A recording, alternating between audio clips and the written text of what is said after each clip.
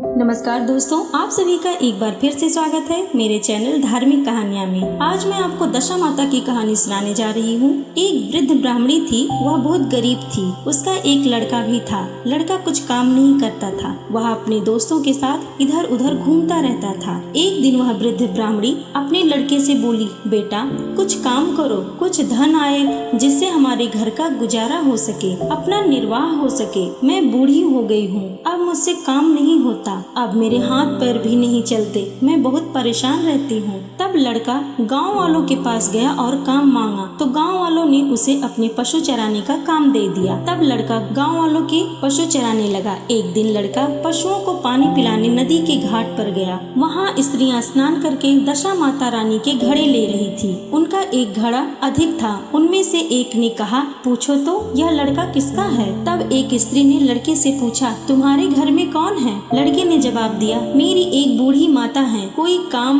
न मिलने के कारण गांव वालों के पशु चराता हूँ। यह सुनकर उन स्त्रियों ने लड़के से कहा, हम सब दशा माता की पूजा कर रही हैं, दशा माता की घड़े ले रहे हैं, हमारे पास एक घड़ा अधिक है, क्या तुम वह घड़ा लोगे? तब लड़के ने कहा, ठीक है, दे दो। यह सुनकर स्त्रियों ने लड़के को एक घड़ा देकर कहा, तुम इसे घर ले जाकर अपनी माता को देना और कहना कि इसका पूजन और व्रत करे। हम लोग तुमको सीधा और पूजा की सामग्री देते हैं, वह भी ले जाकर अपनी माता को देना। लड़के ने घड़ा ले लिया। फिर सब स्त्रियों ने उसे सीधा दिया। लड़का उस सामान की गठरी को बांधकर घर ले आया। उसने दरवाजे से ही माता को पुकार कर कहा, गठरी उतार लो माँ। माता दौड़ी दौड़ी आई। गठरी में सीधा का सामान देखकर बहुत खुश हुई। उसने लड़के से पूछा, यह सब कहाँ से लाए हो? तब लड़के ने अपनी माँ से सब हाल कह सुनाया। सब हाल कहकर दशा माता का घड़ा अपनी माँ को दे दिया। बुढ़िया धार्मिक प्रवृत्ति की थी। वह माता रानी के घड़े को प्रेम पूर्वक भक्ति भाव से लेकर माथे से लगाई और उसी दिन से व्रत करने लगी।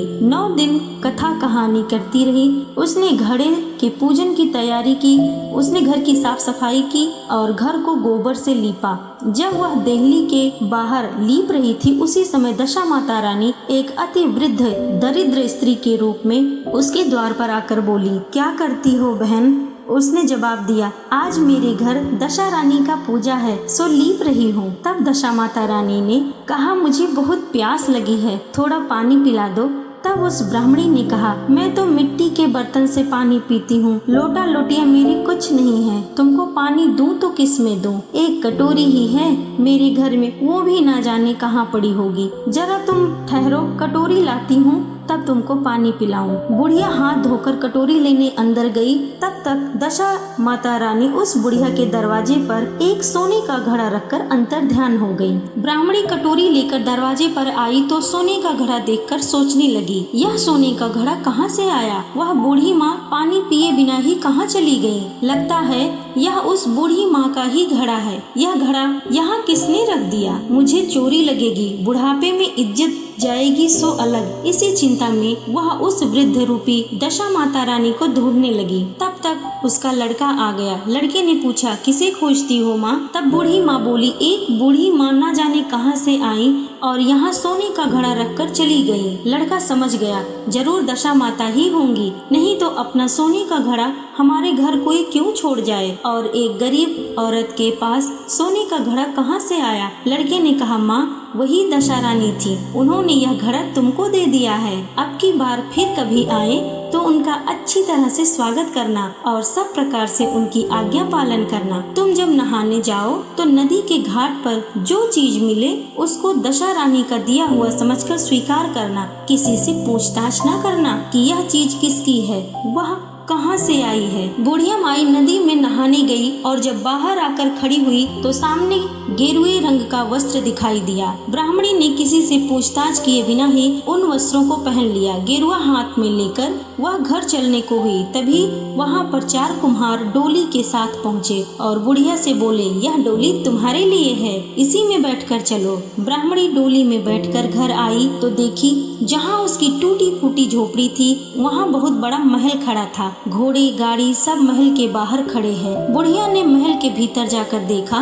महल में नौकर चाकर भी उसकी सेवा में लग गए।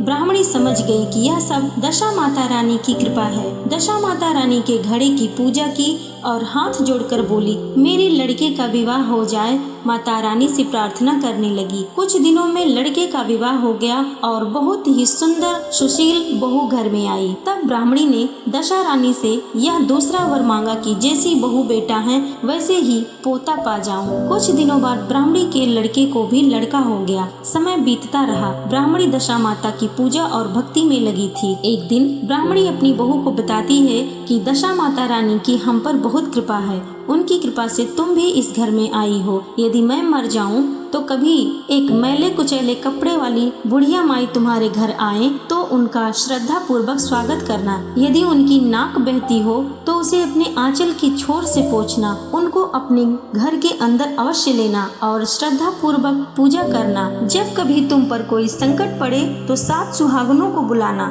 दशा रानी की कृपा से तुम्हारी सब इच्छाएं पूरी होंगी। कुछ दिनों बाद ब्राह्मणी मर गई। तब दशा माता ने सोचा कि अब चलकर देखना चाहिए कि बहू सास के वचन को कहाँ तक पालन करती है। अतः वह एक वृद्ध ब्राह्मणी का रूप धारण कर उसके घर आई। उन्हें देखते ही बहू उठकर खड़ी हो गई और बालक को उनके गोद में डाल दिया। दशा माता रानी बोली, मुझसे दूर ही रहो, मेरा मैल लगने से तुम्हारी सफेद चमकते कपड़े मैले हो जाएंगे। इस पर बहू ने लपक कर आंचल की छोर से उनकी नाक पोंछी और पैरों में गिर गई। माता, धन्य भाग उसके जिसको तुम्हारा मैल छू जाए। यह सब संपत्ति आपकी ही है और मैं भी आपकी हूँ। उसकी ऐसी श्रद्धा भक्ति देखकर दशा माता रानी ने आशीर्वाद दिया, तेरी ऐसी धर्म बुद्धि है तो भगवान सदैव तेरा भला करे। तेरा भंडार भरपूर भरा रहेगा। कभी किसी बात की चिंता तुझे न सताएगी। जो इच्छा करेगी सफल पाएगी। यह कहकर दशा माता रानी अंतर्ध्यान हो गई।